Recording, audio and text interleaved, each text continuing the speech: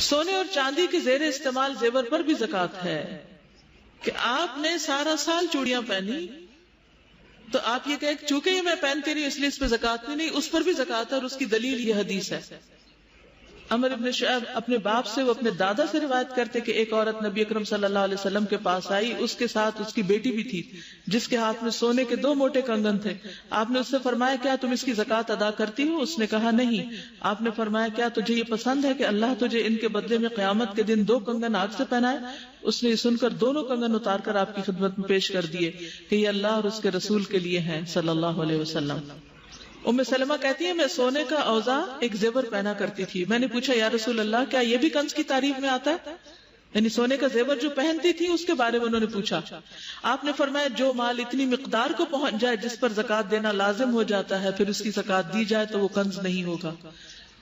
تو اس میں حضرت اسماء والی حدیث بھی رکھیے سامنے اور حضرت ام سلمہ والی کہ پہنا ہوا زیور ہے اگر نصاب کی حد کو پہنچ گیا 7.5 تولے سونا یا 52.5 تولے چاندی تو زکات ہوگی، اگر اس سے کم ہے پہنے یا نہ پہنے تو پھر زکات نہیں ہے۔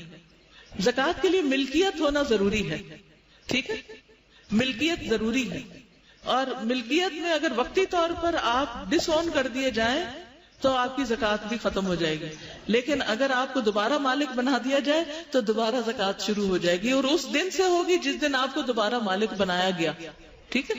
کبھی ایسے ہوتے ہیں نا سسرال والے ناراض ہو کر زیور لے لیتے ہیں اور پھر کچھ عرصے کے بعد واپس دے دیتے ہیں، تو جتنا عرصہ ان کے پاس رہا زکات آپ پہ نہیں، جس دن سے آپ کو دوبارہ مل گیا آپ پہ زکات پڑ گئی۔ زکات ہجری کیلنڈر کے اعتبار سے دی جائے گی، اہم نقطہ یہ یاد رکھنے کا ہے۔ مثلاً آپ 1 رمضان کو زکات دیتے ہیں تو ہر سال 1 رمضان کے دن زیور کی قیمت معلوم کیجئے، یہ نہیں 1 ہفتے بعد دے رہے اور قیمت کم ہوگی، نہیں، آپ کو 1 رمضان ہی کی قیمت کے مطابق زکات دینی ہوگی، لیکن یہ نہیں کہ زکات کا مہینہ کوئی الگ مقرر ہے۔ جس دن سے آپ کسی مال کے مالک بنے ہیں وہ نصاب کی حد کو پہنچا ہوا ہے، 1 سال اس میں گزر گیا ہے، تو اس تاریخ کو آپ کو زکات دینی ہوگی جب 1 سال پورا ہو جائے، خواہ یہ مال شادی کے لیے جمع کیا گیا ہو یا گھر کی تعمیر کے لیے رکھا گیا ہو یا کسی اور غرض سے۔ مثلا آپ پیسے جمع کر رہے ہیں بینک میں رکھے ہوئے کہ مثلا 1 کروڑ جمع ہو جائے تو پھر آپ مکان بنائیں گے، تو ہر سال اس کروڑ پر زکات آئے گی جب تک آپ اس کا مکان بنا نہیں لیتے۔ زکات سونا یا سونے کی قیمت دونوں صورتوں میں ادا کرنا جائز ہے، چاہے گولڈ میں سے گولڈ نکال دیں یا اس کی قیمت دے دیں۔ سونے کی قیمت کا اندازہ موجودہ بھاؤ کے مطابق لگا کر زکات دینی چاہیے، نہیں مثلاً 1 سال پہلے آپ نے 40,000 تولہ کے حساب سے زیور خریدا، جب سال گزرا تو وہ 60,000 کا ہو گیا، اب زکات کس حساب سے دینی ہوگی؟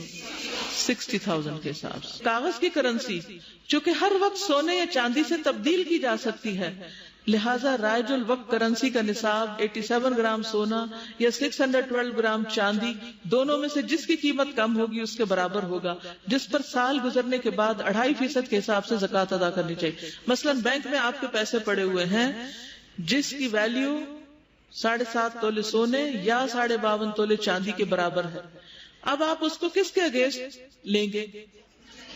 چاندی آج کل سستی ہے تو چاندی کے اگینسٹ جس کی قیمت کم ہوگی۔ نصاب سے کم سونا اور نصاب سے کم چاندی کو ملا کر زکات ادا کرنا، یعنی 2 چیزوں کو ملا کر زکات ادا کرنا سنت سے ثابت نہیں۔ یعنی مثلاً آپ کے پاس 7.5 تولے کی بجائے صرف 7 تولے زیور ہے، کیا زکات ہے؟ نہیں۔ اچھا، اب آدھا تولہ کم ہے، زکات نہیں، لیکن آپ کے پاس کچھ چاندی کی انگوٹھیاں ہیں جن کی قیمت آدھے تولے کے برابر بنتی ہے، تو کیا آپ اس 7 کو 7.5 بنانے کے لیے چاندی ڈال کے زکات دیں گے؟ شاباش، صحیح سمجھا، نہیں، کیونکہ الگ الگ نصاب ہے ہر ایک کا۔ دیکھیے 3 سچویشنز ہیں، آپ کے پاس سونا ہے اور روپیہ ہے، چاندی کوئی نہیں، جو اکثر عام طور پہ نہیں ہوتی۔ آپ کے پاس سونا نہیں ہے، صرف چاندی ہے اور روپیہ پیسہ۔ آپ کے پاس سونا اور چاندی ہے، روپیہ پیسہ نہیں ہے، تو اس ساری صورتیں مختلف ہو جائیں گی۔ اب مجھے یہ بتائیے کہ اگر آپ کے پاس سونا ہے اور وہ 7.5 تولے ہے تو اسٹریٹ فارورڈ حساب ہے، نصاب کے مطابق آپ زکات دے دیں گے۔ اگر آپ کے پاس سونا بھی ہے اور مزید پیسے بھی ہیں تو پھر کیا کریں گے؟ ان کو بھی سونے کے بھاؤ پر لے آئیں گے، یعنی اس کا بھی سونا بنا لیں گے ایک طرح سے. یا کیا کریں گے، سونے کی قیمت نکال کے، ٹھیک ہے، اگر 50,000 پر تولہ قیمت ہے تو 7 تولے کی کتنی ہوگی، اور 7.5 تولے کی کتنی ہوگی، 4.25 لاکھ، ٹھیک ہے. اور 25,000 روپے آپ کے پاس پڑے ہوئے ہیں تو آپ وہ بھی اس میں ایڈ کر لیں گے تو کتنے ہو جائیں گے کل قابل زکوٰۃ قیمت 4 لاکھ ہو جائے گی. سمجھ آ گئی؟ دوسری صورت، سونا کوئی نہیں، چاندی ہے. چاندی آپ کے پاس 52.5 تولے ہے، مثلا 720 روپے تولہ ہے، تو 52.5 تولے کی قیمت 37,800 بنتی، ٹھیک ہے، 37,800. اور اس کے علاوہ آپ کے پاس 40,000 بینک میں ویسے بھی رکھا ہوا ہے. اب آپ دونوں کو کیا کریں گے، ملائیں گے، اور پھر اس کے اوپر کتنے پرسنٹ زکوٰۃ دیں گے، 2.5 یا 40واں حصہ، یعنی 40th پارٹ آف اٹ. ٹھیک، اچھا. اب ایک اور صورت یہ ہے، 7 تولے سونا ہے، 52.5 تولے چاندی ہے، اور روپیہ پیسہ ہے. اب کیا کریں گے، 7.5 تولے کو چاندی کے ساتھ جمع نہیں کریں گے، شاباش، اور چاندی کی قیمت لگا کے اور باقی کرنسی اس کے اندر ایڈ کر لیں گے اور 2.5 کے حساب سے زکوٰۃ نکال لیں گے.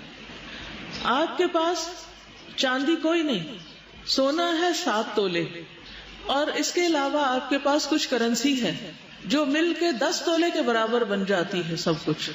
تو اب کیا کریں گے، سونے کی قیمت نکال لیں گے، اس کرنسی کی قیمت دونوں کو جمع کر لیں گے، اور ان کے اوپر کتنے پرسنٹ، 2.5% زکوٰۃ نکال لیں گے. ٹھیک ہے، اب سمجھ آ گئی؟ ان کا سوال ہے 2 تولے سونا ہے، 2 لاکھ روپے ہے، زکوٰۃ آئے گی کہ نہیں آئے گی؟ آئے گی. کیوں آئے گی؟ کیونکہ وہ 52.5 تولے چاندی کی قیمت سے زیادہ پیسے رکھے ہوئے آپ کے پاس. ٹھیک ہے، اصول یہ ہے کہ دونوں دھاتوں میں سے جس کی قیمت کم ہو اس کے مطابق نصاب لیا جاتا ہے.